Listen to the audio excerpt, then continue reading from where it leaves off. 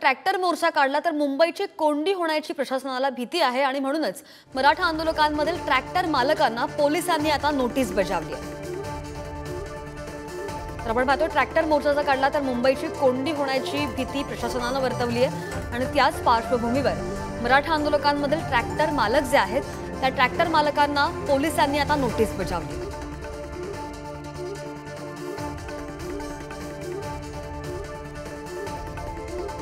तर ट्रॅक्टर मोर्चा काढला तर मुंबईची कोंडी होण्याची भीती प्रशासनाला आहे। ट्रॅक्टर मोर्चा काढला तर हा मोर्चा मोठ्या प्रमाणात असेल आणि त्यामुळे वाहतूक कोंडी सुद्धा होऊ शकते आणि नागरिकांना याचा नाहक त्रास सहन करावा लागू शकतो आणि त्यामुळेच आता ट्रॅक्टर मोर्चा साठी ट्रॅक्टर मालकांना पोलिसांनी आता ही नोटीस बजावली।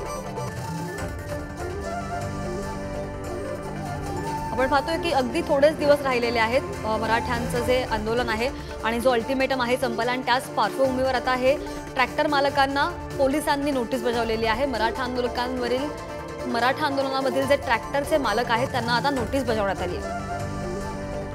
तर ट्रॅक्टर मोर्चा काढला तर मुंबईची कोंडी होईल अशी भीती प्रशासनाला कुठेतरी आहे। ट्रॅक्टर मोर्चा जर निघाला तर वाहतूक कोंडी सुद्धा होऊ शकते आणि याचाच त्रास प्रवाशांना किंवा नागरिकांना सहन करावा लागू शकतो वाहतूक कोंडीमुळे आणि त्यामुळे आता मुंबईची कोंडी होणार असा अंदाज पोलिसांनी वर्तवलेला आहे। या संदर्भात अधिकचे अपडेट करत आमचे प्रतिनिधी सचिन जिदे जोडले गेलेले आहेत। सचिन, आपण पाहतोय की नोटीस बजावली गेलेली आहे, नेमकं या नोटीसमध्ये काय म्हटलंय?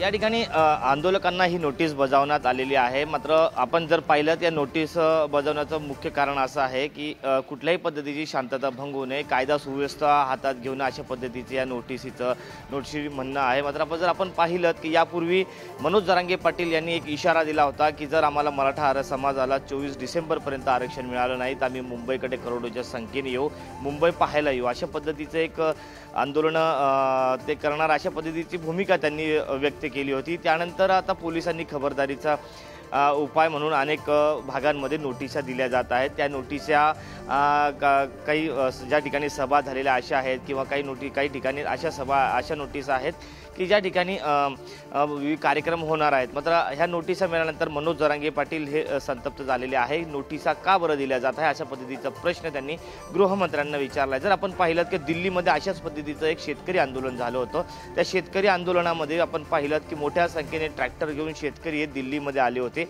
आणि त्यानंतर दिल्लीमधल्या अनेक भागांमध्ये जाम झाला होता आणि त्यानंतर दूध असेल अशा अनेक गोष्टींच्या जो दळणवळण हे थांबवलं गेलं होतं आणि त्या रसद जी होती जे येणारा दूध होता शहरामध्ये तो थांबला होता।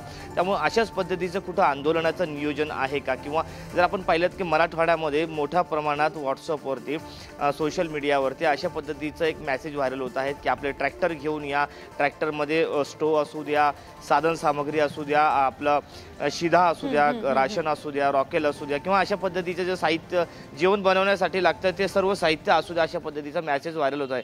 त्यानंतर कुठंतरी अशा पद्धतीची कूच या ठिकाणी मराठा आंदोलक हे करतील अशी शंका देखील व्यक्त करण्यात येत आहे। खबरदारीचा उपाय म्हणून आता आपण पाहू शकतात की अनेक ठिकाणामध्ये नोटिसा देण्यात आल्या। मात्र या नोटिसामध्ये असा उल्लेख नाही आहे की मुंबईमध्ये जाणार आहात म्हणून या नोटीस आहेत, असा उल्लेख नाही आहे। मात्र कुठेतरी याच पार्श्वभूमीवर या नोटिसा दिल्या गेल्या असाव्यात अशा शक्यता देखील वर्तवण्यात येत आहे। कारण की आता 3च दिवस बाकी आहेत मराठा समाजाला आरक्षणाचा अल्टिमेटम संपवायला। त्यानंतर मनोज जरांगे पाटील देखील आता 23 तारखेला बीड येथे इशारा सभामध्ये आपला जो इशारा आहे, पुढच्या आंदोलनाची दिशा आहे ते ठरवणार आहे। त्यामुळे आता नेमकं पुढे काय होतं हे पाहणं देखील महत्त्वाचं ठरणार आहे। आज शिष्टमंडळ हे दाखल होणार आहे, मात्र तत्पूर्वी अशा पद्धतीच्या नोटीस देण्यात आलेल्या आहे। यावेळेस येणाऱ्या शिष्टमंडळाकडे मनोज जरांगे पाटील काय प्रश्न उपस्थित करतात हे देखील तेवढंच महत्त्वाचं राहणार आहे। सचिन, पण आता या ट्रॅक्टरसाठी नोंदण्या खूप ठिकाणी करण्यात आल्या होत्या, तर आंदोलनाचं काही आवाहन कुठे करताना माहिती मिळते का? हळूहळू सावकाश जाऊ दे।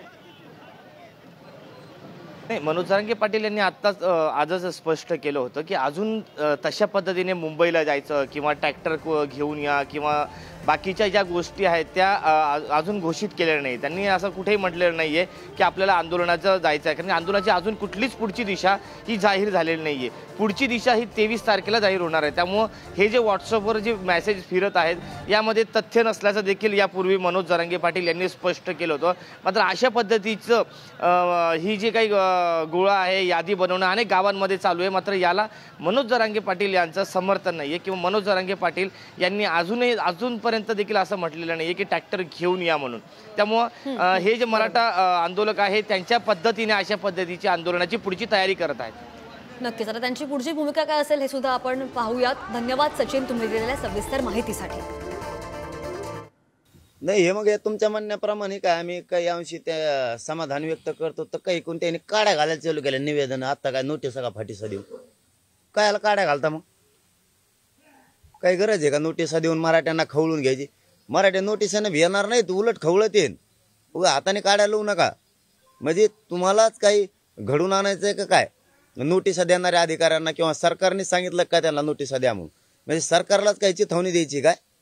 काय गरज आहे? अगोदरच कसली घोषणा नाहीये, कसलं काही ठरलेलं नाही, अगोदरच तुम्हाला नोटिसा द्यायची काय गरज आहे लोकांना? काय कारण आहे याचं? मला आता याचं सरकारकडून आधी गृहमंत्री आणि मुख्यमंत्र्याकडून उत्तर पाहिजे. तुम्ही नोटिसाच कशामुळे दिल्या लोकांना? नोटिसा देणाऱ्याला काम म्हणून कमी करा, जाऊन त्याला घरी. तुम्ही मग आमचं नाही ऐकलं ना, मग आम्ही तुमचं नाही ऐकत होऊ दे. मग काय संबंध नोटिसा द्यायच्या यांना?